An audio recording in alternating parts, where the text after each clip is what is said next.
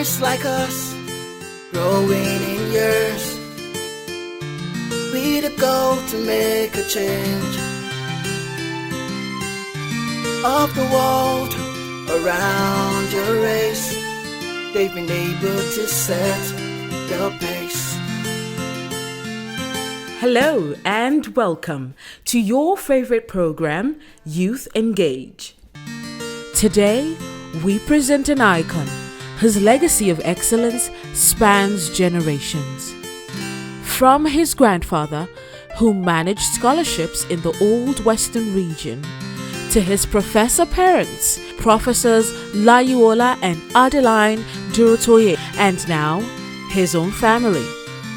He embodies patriotism and leadership through action. His 10 core values prove that true nation building is not mystical. It's achievable when we all do the right thing. Dr. Fela Durotoye is a distinguished business consultant, leadership expert, politician, and motivational speaker.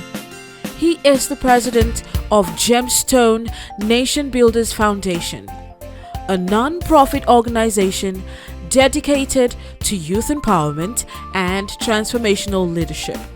Born in 1971, Fela Durotoye's academic journey took him from the Obafemi Awolowo University to prestigious institutions like Harvard, Yale, and the Lagos Business School. His expertise spans business strategy, governance, and leadership coaching. From finance to consulting, he transitioned into social enterprise with Visible Impact Limited, inspiring change through value-driven leadership. In 2018, he ran for the Nigerian presidency, championing national transformation, and in 2023, he was appointed Senior Special Assistant to the President on National Values and Social Justice, serving without salary from October 2023 to March 2024. Beyond leadership, he is a devoted husband to Tara Fela Durotoye, CEO of House of Tara, and a proud father of 3. My name is Fela Durotoye, and there are many ways in which I can describe myself. I can define myself from who I am as a person. I can define myself as through what I do as a person and professionally. But if you say to me to take it from my family background, I would say, I am the third child of lecturers. There is a very interesting story around my birth.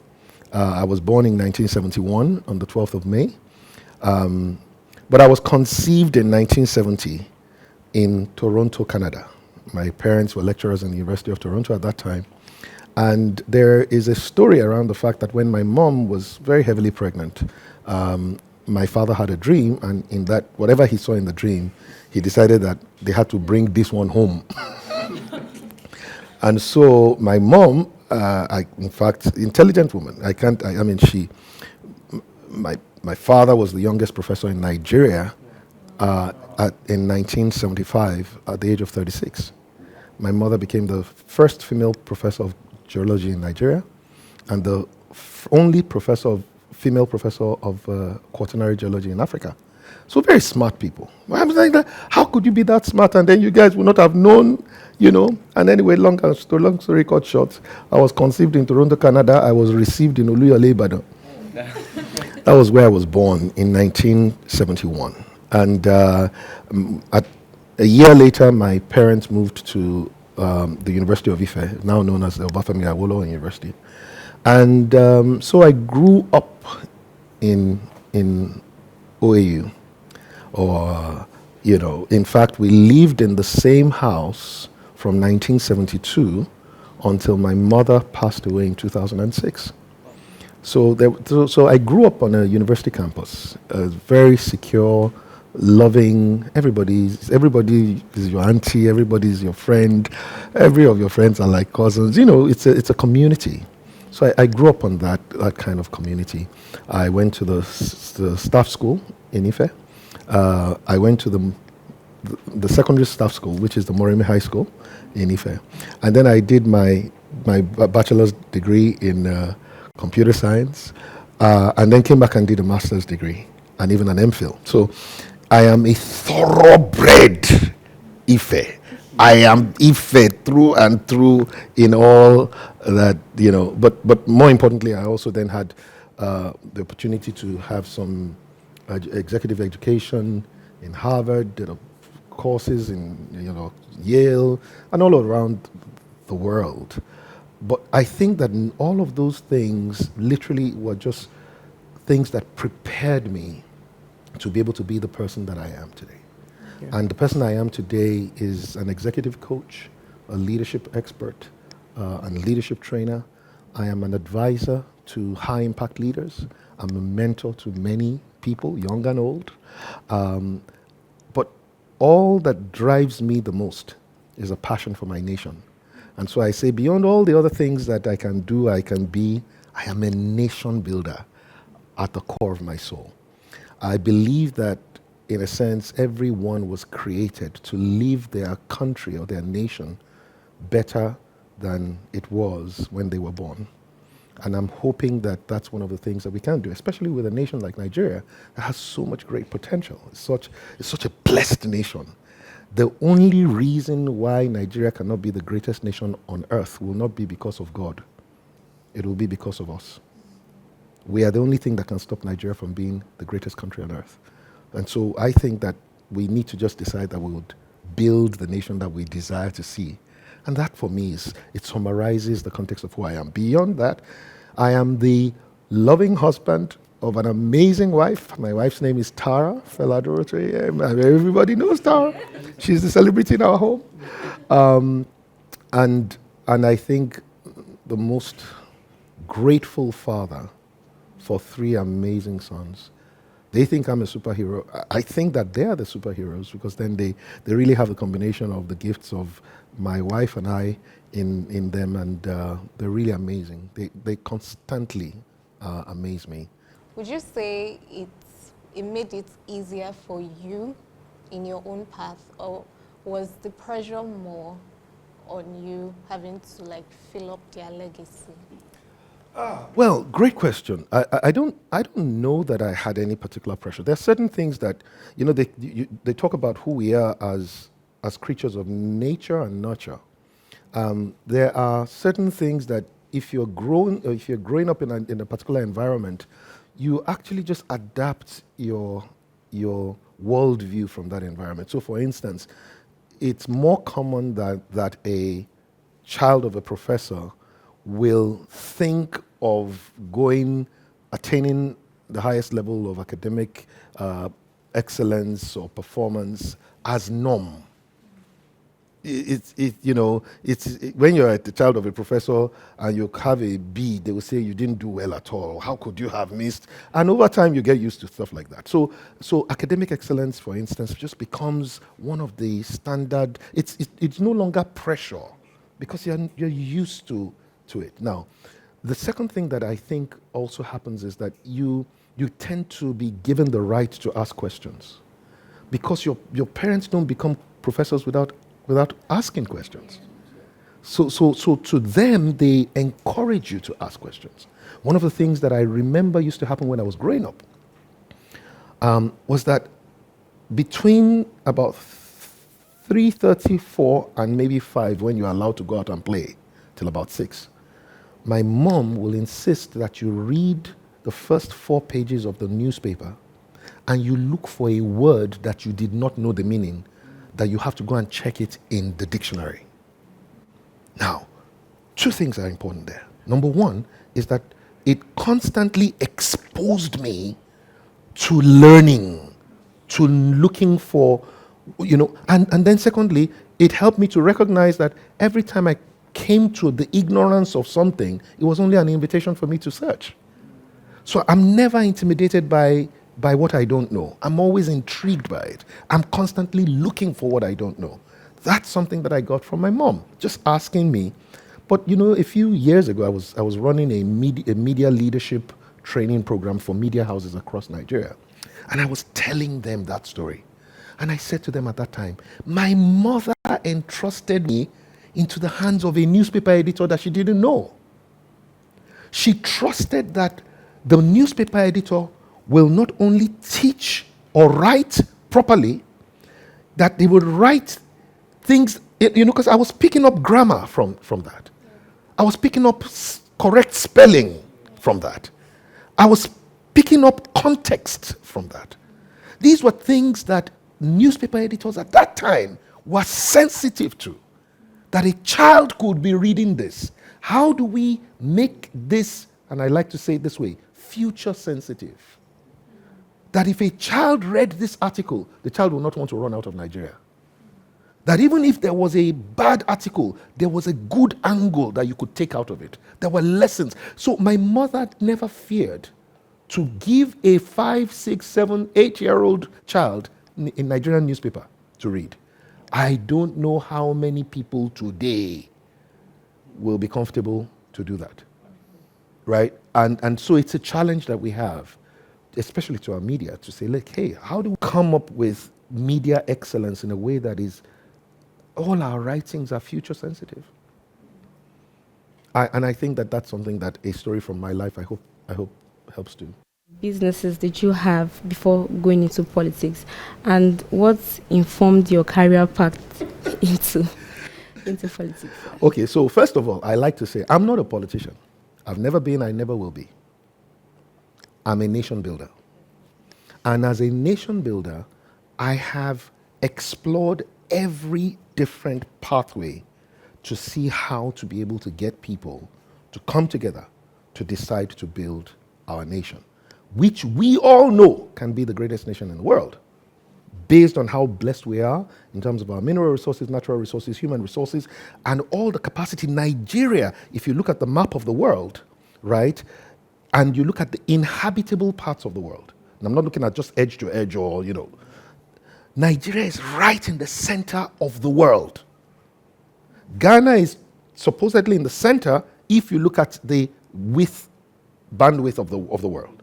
But if you look at the inhabitable parts, it limits it. Then the center moves. So it means that whatever it is that we produce in Nigeria will get to almost anywhere faster than if you produce it anywhere else in the world. Do you understand what I'm saying? Nigeria is more densely populated than China. Eh? Fela, what do you mean by that? Well, no, think about it this way. China has 9.7 million square kilometers of land mass. Nigeria has 927,000, right? Meanwhile, that means that China is more than 10 times the size of Nigeria. But meanwhile, China has 1.3 billion people, and Nigeria has 220 million, which means China is not even up to 10 times Nigeria. So do you see where I said this? So when you look at land mass and the non-population, Nigeria is more densely populated per square kilometer than China.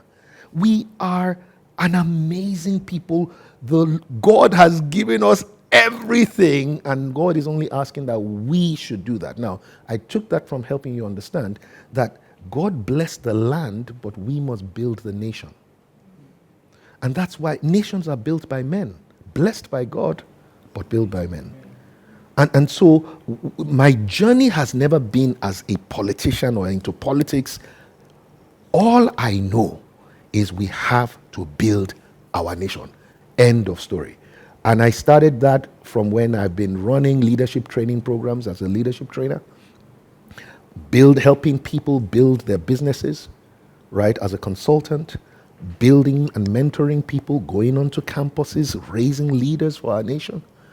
And at one point in time, I realized that regardless of all of the things that we did, I set up a GEMSTONE Nation Builders Foundation in 2013. In 2009, I mobilized over 2,000 people to go and paint Mushin. It was called Mushin Makeover. All of those things were my acts to get people to get involved in nation building, like we can do this thing, guys. Can't you see? We can do it. At some point, you served as the special assistant to Mr. President Bola Tinubu, but early last year you resigned. Was your resignation due to the fact that you were not satisfied with the administration, or you had personal reasons? Well, my reasons were quite personal. If you finish your work and you finish it on time, you get it done, you move. Positions are not things that you are supposed to carry like a badge of you're wearing a face, if I wear a cloth, I must, do that till the end of. No, I was invited to write a plan. I wrote a plan. Right? The next thing is, why am I sitting in Abuja waiting? Really? So my question is, if there was something they can do with the plan, fantastic. If they need me, they would call me. But I'm a very busy man. I've always been. And if they want you to write a plan, you write a plan, you submit it, you finish your work. Well done. You move on. And I've moved on. So there was this controversial moment. I remember I was in my room. I was lying on my bed and I saw that this man said that he wasn't getting paid. In this current administration, he worked as the special advisor. Senior special assistant. Yes. And he wasn't getting paid. He didn't take car. He did not take. I was like, who is this one? So I didn't even know that, okay, I'll get the opportunity to actually ask you in person. So you made a statement during that fellowship conference with Pastor Pochu, that a statement that stood with me, that you should hold your values, you should build your values. Value your values. Yes, to the point where no matter what offer is made, it will not be compromised. I want to know, how did you go about building values? Okay, I love that question, because I think that you build values until your values have built you. When your values have built you, that you can say that you can stand, right? But my journey to becoming who I am didn't start with me. I always like to tell the story of the fact that, integrity is not something that I'm trying to. First of all, integrity is not funky in this time, when everybody thinks that corruption is the order of the day. So nobody boasts in integrity. So for those who think that Fela is trying to be holier than thou, that's not. I was just telling the story. But integrity is not something that is a first line value in my time. My grandfather, Chief Michael David Fela Durotoye, was the chairman, Western Region Scholarship Board. If anybody was going to travel out of Nigeria on a Western Region scholarship in those days, meaning my grandfather would probably have interviewed you and he would personally sign for you to get your scholarship. My father graduated first class from physiology in University of Ibadan. My grandfather did not do anything about my father getting a scholarship to travel because of the illusion that it would have that this one was using his office, even though his son graduated with a first-class degree. But just so that nobody will say he used his office for personal, my father did not get a scholarship. My grandfather was the chairman of the board that allocated every plot of land in the old Bodija. By his handwriting and his signature, not only would you get a plot of land in Bodija, which is the GRA in Ibadan at that time, you would also get the mortgage to build, especially if you're a government official. My grandfather allocated every plot of land in Bodija, did not allocate one for himself. The only thing he got from Bodija is a street named after him, Chief Michael David Fela Durotoye Street. I can imagine the comment section being filled. Mugu, he did it. Well, you know what? Again, it tells you that you can have values. My grandparents never went hungry one day. They raised children that became the greatest of their time. Now they're raising grandchildren whose those values are also. So when you hear the Durotoye name, the Durotoye name is a name that has been associated with integrity for generations. It's a name that I carry with the sense of responsibility and obligation to protect that name, regardless of whatever disguises as opportunity. So when people are looking, I'm not the first Durotoye to have integrity. It's been in that lineage, and thankfully nobody can ever look at me and say this one is hungry. So I want people to know. I always say to people, I've never given a bribe in my life, ever, even before I became a Christian.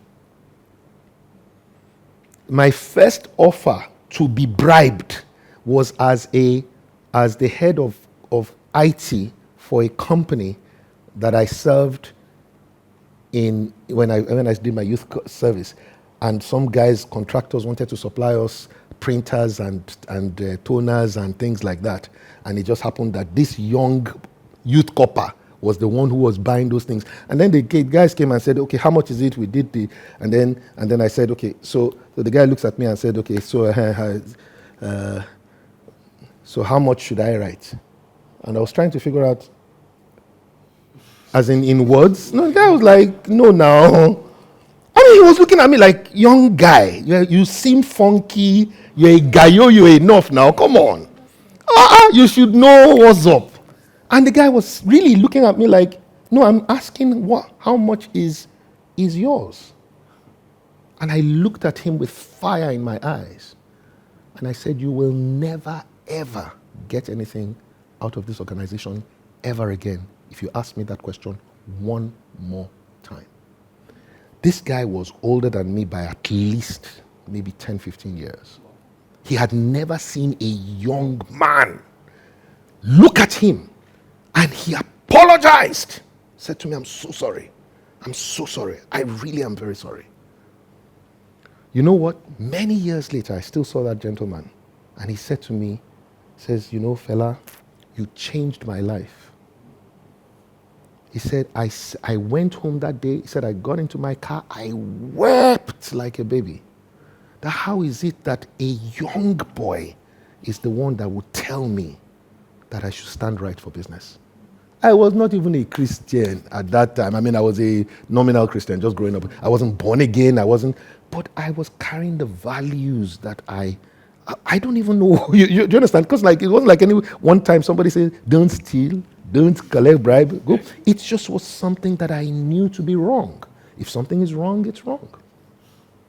So if I would not do that at that time, how many stories do I want to tell you? My wife was one day going to Benin with a 1-year-old child and a 1-month-old baby. 1-month-old baby. And they got to Ore and police stopped them and asked for the papers of the car. And the papers, because the day before I had made sure the papers and everything was fine, but I asked my driver to pass the papers to me whilst I was sitting at the back. And when I finished checking the papers, I put the papers in the, you know how the back seat of the front that has that compartment, and I put it there. So I didn't give it back to the driver. So when they were looking for the papers, they couldn't find it. And after about 2 hours on Ore, the policeman called the driver and said, what's wrong with you? Give them something and go. The guy said, you don't know my Oga. I'm talking about 2003. He went to go and meet my wife. Madam, settle and go. My wife said, I cannot do it. It's not possible. He said, okay, madam, you will stay here. My wife took with a baby, 1-month-old baby, and a 1-year-old child, and nanny. She was going to do somebody's makeup in Benin. My wife came out of a C-class, entered into public transport to go to Benin. So don't think that integrity is a political strategy. There are people of integrity in this nation. I still met one of them today. You know, I wouldn't mention his name because I don't have his permission to. Who had the opportunity to do a program for 25 million naira, and they were asking him to come to that. Look, we've allocated 2.5 billion, and the man did not do it. There are people, listen, integrity, there are people of integrity everywhere. If you are not a person of integrity, what we are saying can sound strange to you, but there are, listen, just like in politics, there are fewer people who are trying to make things wrong. But those people have the voice of a crowd. They have the illusion of a mass. The regular people who want Nigeria to work, who are people of integrity, who don't steal, who will not give bribe, who will not take bribe, they are more than those people that take bribe. But because they feel like they are the ones in the minority, because nobody speaks out. Who speaks loudly on behalf of integrity? Nobody does. Because they think, don't.